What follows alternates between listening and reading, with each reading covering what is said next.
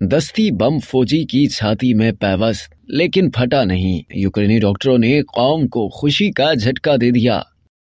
Ukraine में फौजी डॉक्टरों ने एक फौजी के सीने में घुस जाने वाला दस्ती बम निकाल लिया जो नहीं फटा था। जख्मी फौजी का गैर मामूली ऑपरेशन करके उसकी छाती से छोटा वीओजी ग्रेनेड निकाल लिया गया। इस ऑपरेशन के दौरान इलेक्ट्रोकोएगुलेशन का अमल इस्तेमाल नहीं किया गया जो दिल की सर्जरी के दौरान खून बहने से रोकता है। इसकी वजह यह थी कि इस बात का खदशा मौजूद था कि इलेक्ट्रिक करंट से ग्रेनेड फट सकता है। वाज़ेह रहे कि यूक्रेनी फौजी के जिस्म में रूसी साख्ता वीओजी नामी ग्रेनेड का कत्र तकरीबन 4 सेंटीमीटर और वजन 275 ग्राम था। यूक्रेन के अस्करी तज्जियाकार इस बात पर हैरान थे कि ये ग्रेनेड क्यों नहीं फटा। इसकी वजह ये थी कि सर्जरी के बाद भी ये ग्रेनेड उस वक्त तक धमाका खेज और खतरनाक था जब तक उसे माहिरीन ने नाकारा नहीं बना दिया। लेकिन ऑपरेशन के बाद नौजवान फौजी की हालत खतरे से बाहर बताई जा रही है। इस कामयाब सर्जरी पर यूक्रेन की नायब वजीर दिफा हाना मालियार ने इसे खुशी का झटका करार दिया और सोशल मीडिया पोस्ट में कहा कि दिल के करीब लगने वाला हर जख्म जानलेवा नहीं होता। ये ग्रेनेड फौज के 2 ऐसे अफसरान की मामनत से निकाला गया जो धमाका खेज मवाद में महारत रखते हैं। इन अफसरान ने इस दस्ती बम को सर्जरी के दौरान फटने से बचाने के लिए जरूरी हिदायत फराहम की। यूक्रेन के एक मुशीर एंटोन ग्राश्चेंको ने सोशल मीडिया पर लिखा कि मेरे ख्याल में ये केस मेडिकल की किताबों में पढ़ाया जाएगा।